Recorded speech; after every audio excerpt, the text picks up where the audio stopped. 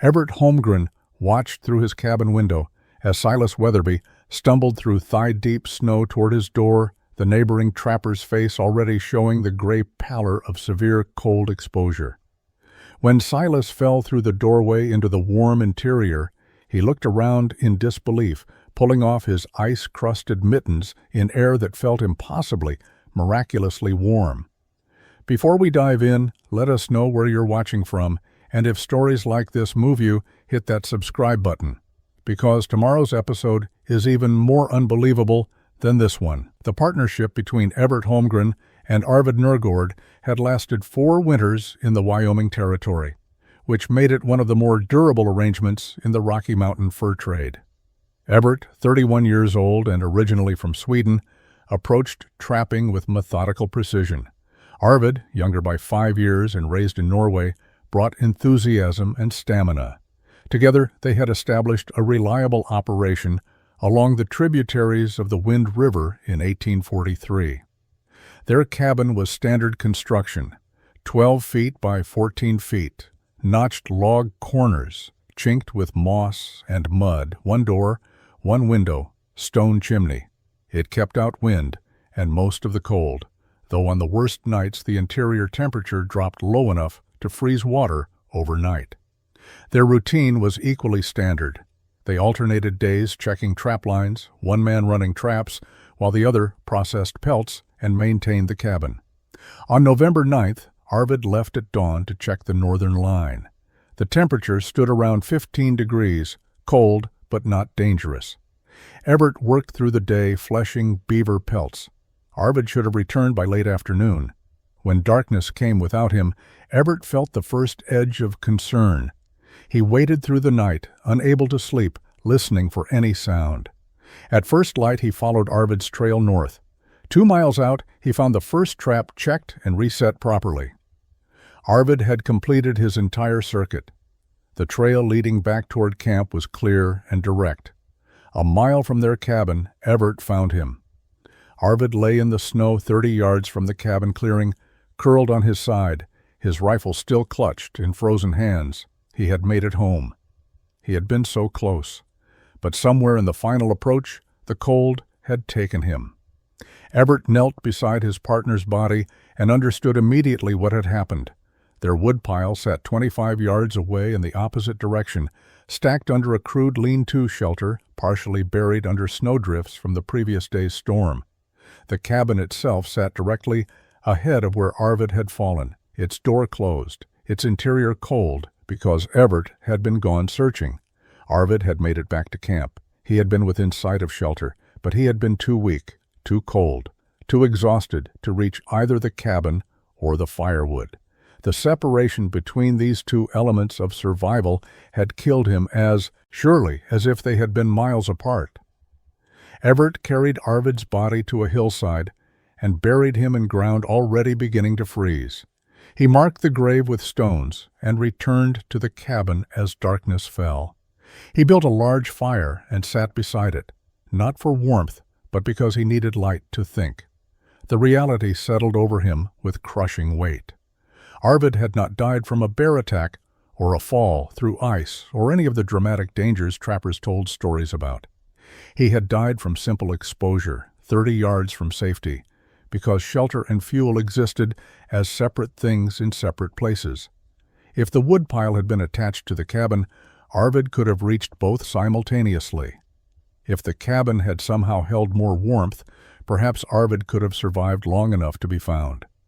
These thoughts circled through Everett's mind through the long night. Most men would have grieved and moved on, accepting death as part of mountain life, but Everett was not most men. The separation between shelter and fuel had killed his partner. That separation, Everett decided, was a problem that could be solved. Everett finished the trapping season alone, but his focus had shifted entirely. He continued checking trap lines and processing pelts because survival required it. But his mind worked constantly on a single problem. Every aspect of cabin life now appeared through the lens of Arvid's death. The separation between shelter and fuel had killed his partner. Everett became fixated on eliminating that separation. He began visiting other trappers' camps within a 20-mile radius, studying how they stored firewood. Most used separate sheds built 10 to 30 yards from their cabins, the distance intended to reduce fire risk. Others stacked wood under lean-to shelters attached to cabin walls, but these arrangements still required going outside to retrieve fuel. A few trappers simply piled wood near their doors in uncovered heaps that became buried under snow. Every method shared the same fatal flaw: the fuel supply existed apart from the shelter. Everett paid attention to how deep snow buried these wood piles, how wind scattered loose stacks, how the distance created danger during storms. He observed warmth differences between cabins, noting some trappers burned twice the wood for half the comfort. He pressed his hand against interior cabin walls during cold nights, feeling how cold penetrated directly through the logs. The chinked gaps leaked air constantly. The single-layer log construction provided minimal insulation. He started studying things beyond human construction. He examined beaver lodges, noting their thick mud walls, and the air pockets created by their architecture. He investigated bear hibernation caves, observing how deep earth coverage provided insulation. He paid attention to snow itself, noticing how drifts created air pockets, how animals burrowed into snow for warmth. Nature repeatedly demonstrated the same principle. Insulation came from layers, from air gaps, from mass that trapped heat. An idea began forming. What if the woodpile itself could provide insulation? What if fuel storage could serve a dual purpose, not just holding wood, but actively keeping the cabin warmer? Traditional thinking separated these functions. Wood was fuel, walls were structure, but Everett saw no reason they couldn't be integrated. He spent evenings sketching rough diagrams on birch bark, trying to visualize how stacked wood might surround a cabin. The wood would create an outer layer. Airspace between the wood and cabin walls would trap heat.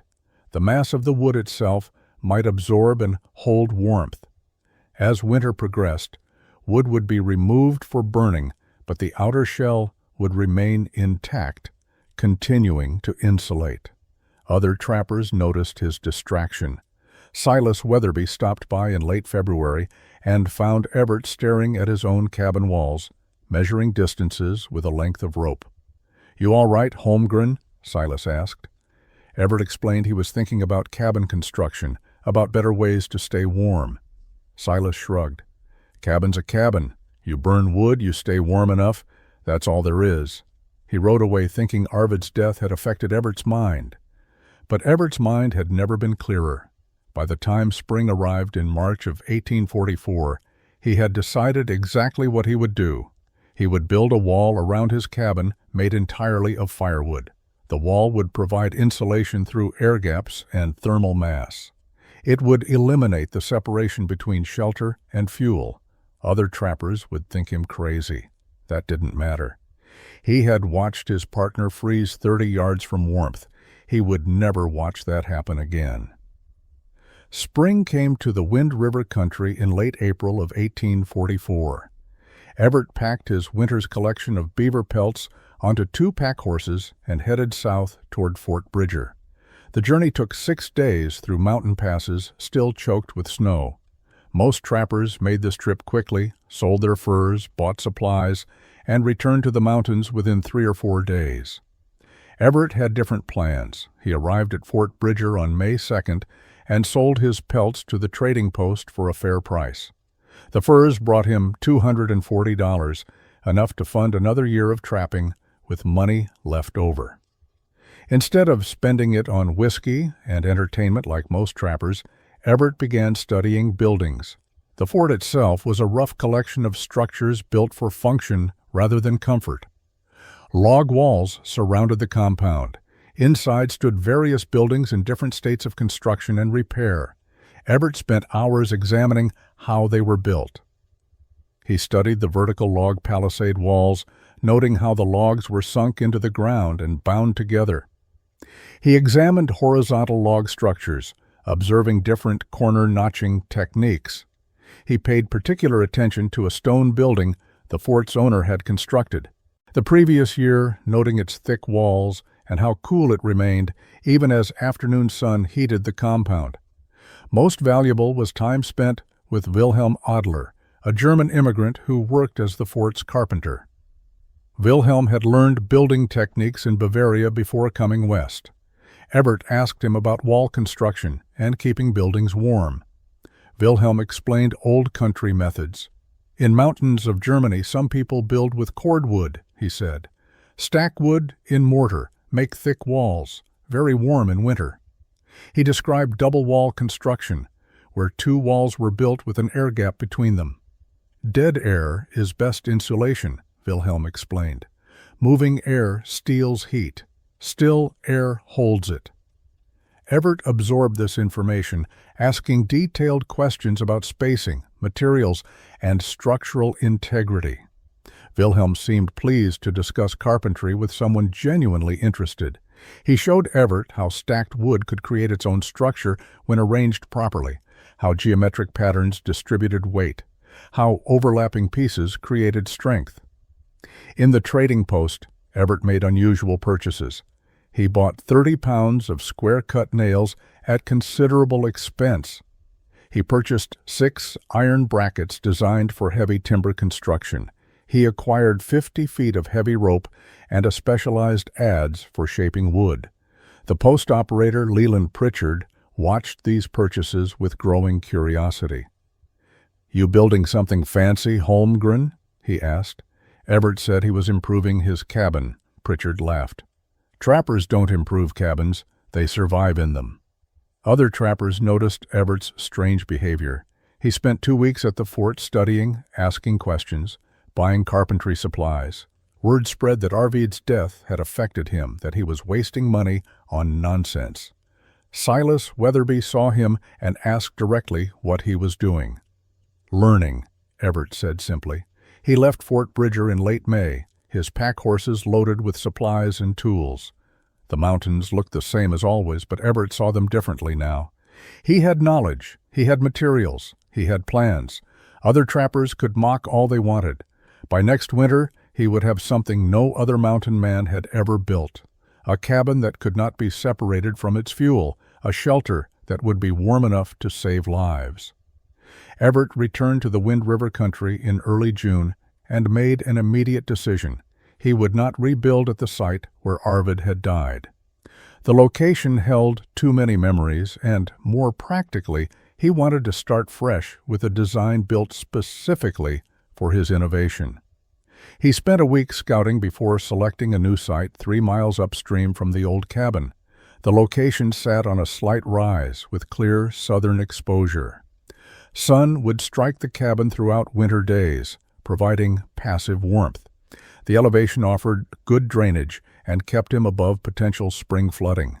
Dense pine forests surrounded the clearing on 3 sides, providing windbreak and abundant building material.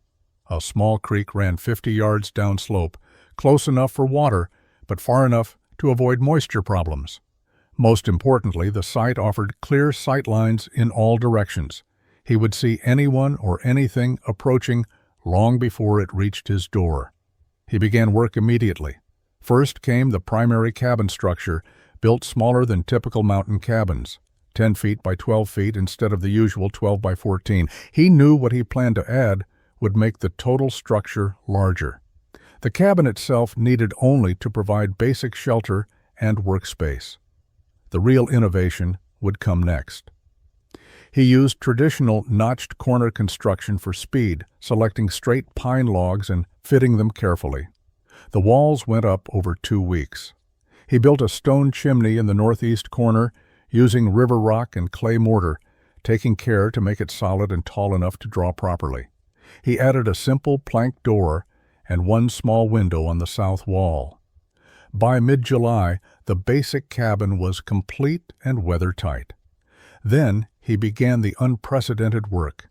Using the iron brackets he had purchased at Fort Bridger, he attached horizontal rails to the exterior cabin walls. The rails ran parallel to the ground, spaced every 2 feet from ground level to the roof line. He bolted them through the logs using long spikes, creating a framework that extended 6 inches out from the cabin walls. The rails would support the weight of what came next. Around the cabin's perimeter, 18 inches away from the walls, he sank vertical posts into the ground. He dug holes 2 feet deep, set posts cut from 8-inch diameter pine logs, and tamped earth and rock around them for stability. The posts stood 8 feet tall, matching the cabin's wall height. He placed them every 4 feet around the entire perimeter, creating a circle of supports. He connected the posts with horizontal crossbeams at top and bottom, forming a secondary skeleton that encircled his cabin. The space between the cabin walls and this outer framework measured exactly 18 inches. This gap would become crucial to everything that followed. Silas Weatherby rode past during this construction and stopped to stare. "What in God's name are you building, Holmgren?" he called out. Everett straightened from his work, wiping sweat from his face. "A wall," he said. Silas looked at the cabin, then at the framework surrounding it. "You already have walls," he said, laughing. "Those are log walls right there." Everett returned to his work without responding. Silas watched for another moment, shook his head, and rode away still chuckling. Let him laugh, Everett thought. He would understand soon enough. Everett began cutting wood in early August, but not for burning. He needed building material. He selected pine trees carefully, looking for straight trunks 8 to 12 inches in diameter. He felled them, limbed them, and cut them into manageable sections. Some he split into halves or quarters, others he cut into rounds, cross-sections 4 to 6 inches thick. Each piece required specific dimensions based on where it would go in his wall. He started experimenting with different stacking methods on the north-facing section of his framework, the side that would face prevailing winter winds. He tried horizontal rounds, stacked flat like coins. They created natural air gaps between each piece, but seemed less stable. He tried vertical logs stood on end. They packed tightly and created a solid barrier, but offered fewer air pockets. He tried diagonal arrangements, leaning split logs against each other in crisscross patterns. These created triangulated strength and deeper sections. After a week of testing, he settled on a strategy. Different sections of wall would use different patterns based on their exposure and purpose. The north wall, facing the harshest weather, would use vertical logs packed tight as a wind barrier. The wood stood on end, each piece fitting snugly against its neighbors, creating a solid shield against wind-driven cold. He fitted them carefully into the framework, building from ground to roofline. For the east and west sections, he used horizontal rounds. He stacked the cross-sections flat, leaving small, deliberate gaps between each piece. The gaps created air pockets within the wall itself, multiplying the insulation effect. The pattern resembled loose masonry, each round like a stone in a wall, but with space between for air to remain trapped and still. The south-facing section received his most ambitious design. Here, where sun would strike throughout the day, he arranged split logs in diagonal crosshatch patterns. He leaned pieces at 45-degree angles, alternating direction to create X-shaped formations. The pattern was self-supporting, each piece bracing against others, and it created the deepest section of wall. From cabin surface to exterior face measured a full 18 inches in this section. The geometric arrangement distributed weight beautifully and created maximum airspace. The work was exhausting, beyond anything Everett had experienced. Building a standard cabin required strength, but little precision. This required both. Each piece had to be cut to specific dimensions, shaped to fit its position, and lifted into place within the framework. He worked alone, moving hundreds of pieces over weeks of constant labor. His hands developed new calluses. His back ached from the repetitive lifting and fitting. By late September, the walls were 3/4 complete. Everett could already feel the difference on cool nights. The cabin interior stayed noticeably warmer than it had the previous winter. The air gap between cabin wall and cordwood created a buffer zone that trapped heat inside. Even incomplete, the system was working. He pressed his hand against the interior cabin wall and felt it warm to the touch, no longer conducting cold directly from outside. The cordwood was doing exactly what he had envisioned. It was becoming architecture. The most critical innovation was not the cordwood wall itself, but how Everett made it functional for winter survival. A wall made entirely of firewood served no purpose if he had to go outside in blizzards to retrieve fuel. The system needed to be accessible from inside the cabin. This requirement drove his most careful engineering. He designed small access doors into the cordwood wall at strategic locations. These were simple wooden frames, 18 inches square, that he built into the wall pattern at chest height. The frames interrupted the cordwood stacking pattern, creating openings he could reach through from inside the cabin. He positioned 4 of these access points around the cabin perimeter, 1 on each wall section. From inside, he could open a small hinged door, reach through the air gap, and extract pieces of cordwood from the interior face of the wall. The wood removal would happen from the inside surface outward, leaving the exterior shell intact.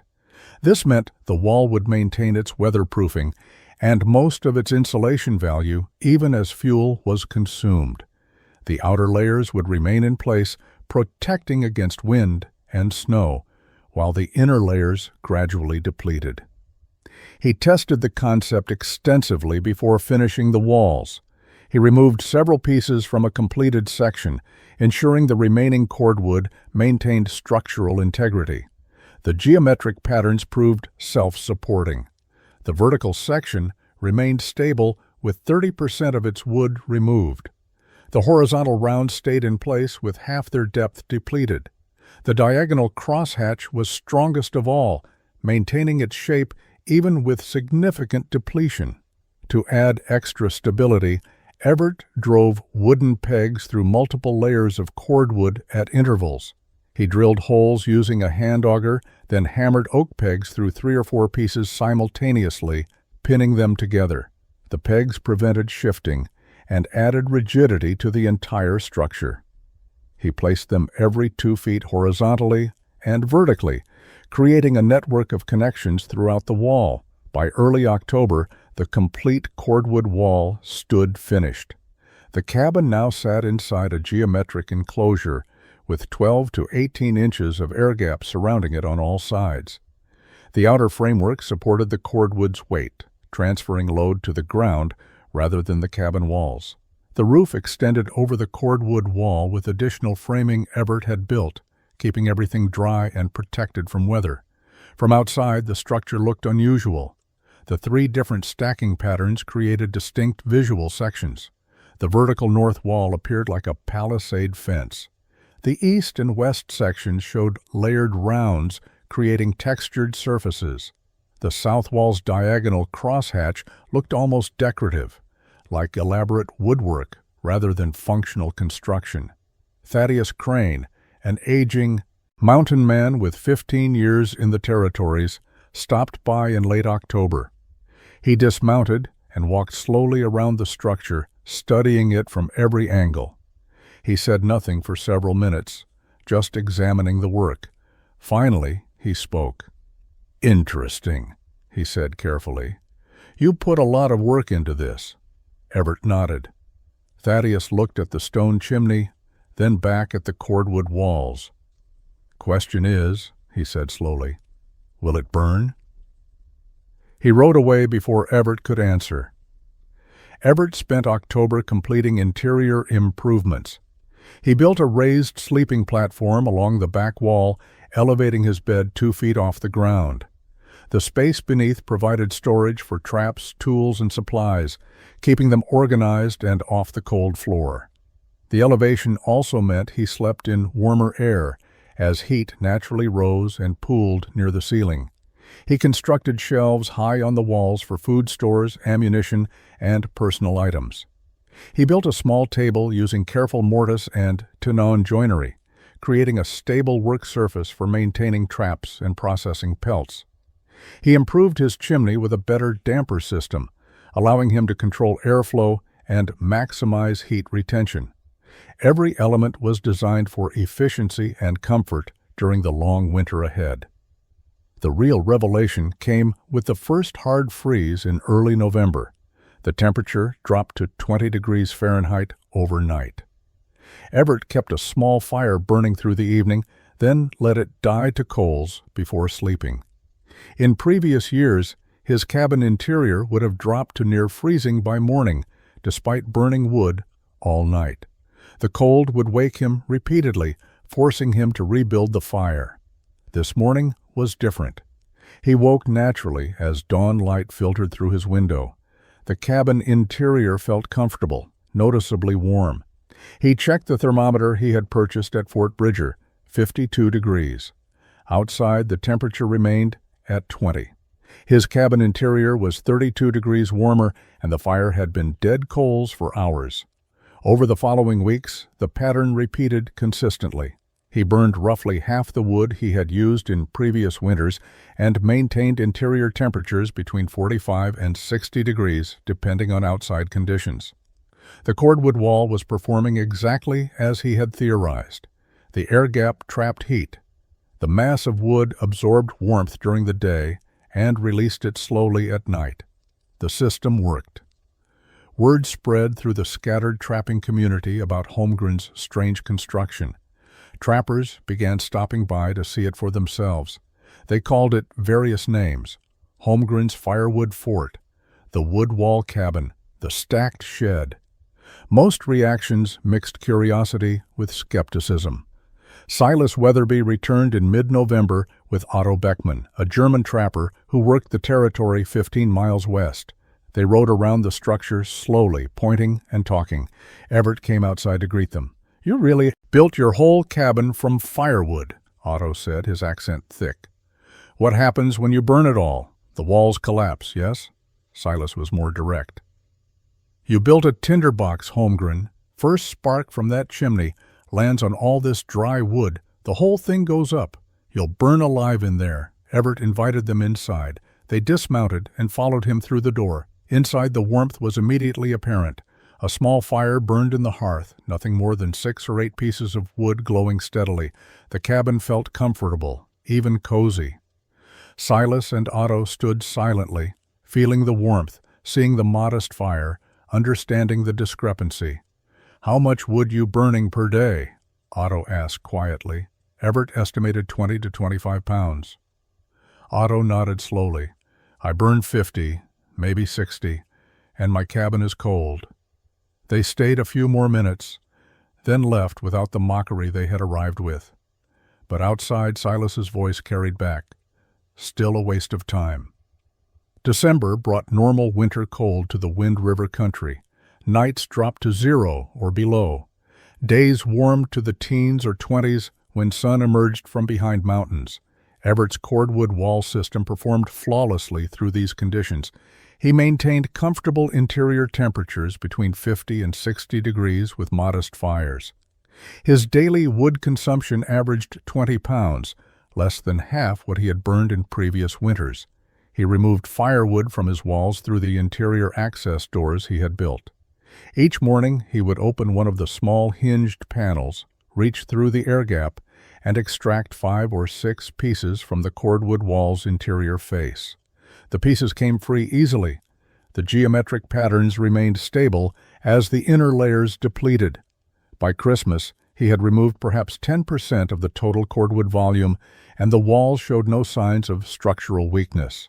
He ventured out regularly to check his trap lines, working the beaver ponds and creek tributaries within a 5-mile radius of his cabin.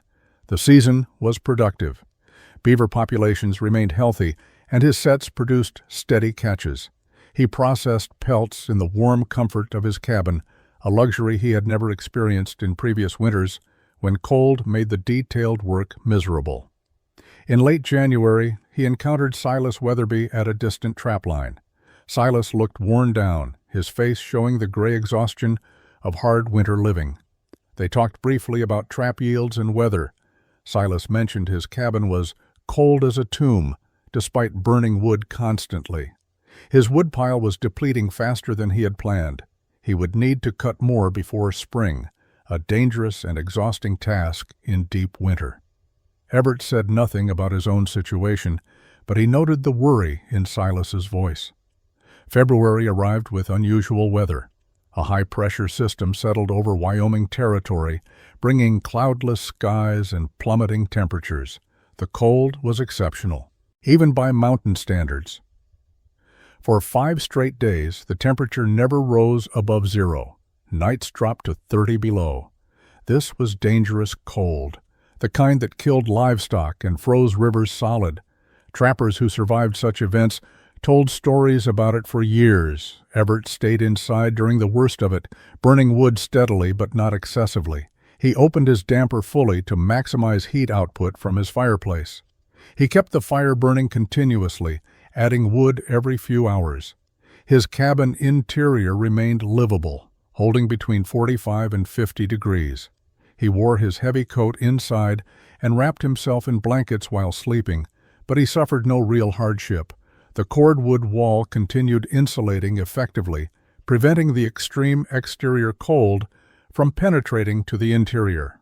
On the morning of the 6th day, the cold unbroken, he heard sounds outside. Someone was approaching the cabin, moving slowly through the snow. Everett went to the window and looked out. A figure stumbled toward his door, moving with the uncoordinated gait of severe cold exposure. As it came closer, he recognized Silas Weatherby. The man's face was gray, his movements desperate. Everett opened the door as Silas collapsed against it, falling forward into the warm interior. Silas Weatherby fell through the doorway and collapsed on the floor, ice coating his beard and eyebrows. His hands were gray with cold, his movements weak and uncoordinated. Everett pulled him fully inside and shut the door against the brutal air. Silas lay on the floor for a moment, breathing hard, then slowly pushed himself to sitting. He looked around the cabin interior with an expression of complete confusion. "It's warm," he said, his voice hoarse. "How is it this warm in here?" Everett helped him to a chair near the fire and wrapped blankets around his shoulders. He heated water and made coffee, strong and black. Silas held the cup with shaking hands, letting the warmth penetrate his fingers. Slowly, color returned to his face. The gray pallor faded. His breathing steadied. When he could speak properly, Silas explained what had happened. His cabin had become unlivable. Despite burning wood continuously for 5 days, the interior temperature had dropped to 15 degrees. Everything froze. His water bucket was solid ice. His food supplies were frozen hard. Worse, he had run out of accessible firewood. His woodpile sat in a shed 30 yards from his cabin, and the shed was buried under 5-foot snowdrifts from the constant wind. He had tried to reach it yesterday and nearly got lost in the whiteout conditions 20 yards from his own door. He had been burning everything combustible inside his cabin: furniture, spare trap frames, anything wooden. He had burned one of his snowshoes. By this morning, he had nothing left to burn except his rifle stock or the door itself. He was going to freeze to death in his own cabin with hundreds of pounds of firewood 30 yards away. He had walked 3 miles through 30 below cold to reach Everett's cabin because he knew he was going to die otherwise. Silas stayed 3 days while the cold snap continued. During that time, Otto Beckman also arrived, his situation equally desperate. His cabin had failed similarly. Interior temperatures had dropped dangerously low. His woodpile, though closer to his cabin than Silas's, had become inaccessible under snowdrifts. Both men experienced Everett's cabin conditions firsthand. They saw his modest fire, noted the comfortable interior temperature, watched him extract firewood from his walls through the interior access doors. They realized his wood consumption was half theirs, despite vastly superior warmth. The evidence was physical and undeniable. The cordwood thermal wall worked exactly as Everett had claimed it would. When the weather finally moderated on the 4th day, temperatures rising back to zero, both trappers asked Everett to help them build similar walls around their cabins. He agreed immediately. Over the next month, Everett helped Silas construct a cordwood thermal wall around his existing cabin. The work took 2 weeks, with both men working. When finished, Silas's cabin transformed from barely livable to genuinely comfortable. Otto came next, then two other trappers who had heard about the results. Everett shared his techniques freely, explaining the frame spacing, the different stacking patterns, the interior access doors, the importance of the air gap. He helped each man build his wall, asking nothing in return except that they share the knowledge with others who needed it. By spring of 1845, 6 cabins in the region had cordwood thermal walls protecting them. The technique spread organically through the Rocky Mountain trapping community over the following years. Trappers called it different things: homegrown walls, cordwood frames, the stacked method. The names varied, but the principles remained consistent. Build a framework around an existing cabin. Stack firewood in geometric patterns within that framework. Create air gaps for insulation. Provide interior access for fuel removal. The results were always the same: warmer cabins, lower fuel consumption, integrated shelter and supply. The practical advantages extended beyond temperature control. Cabins with cordwood walls lasted longer because the double-layer system protected the main structure from weather damage.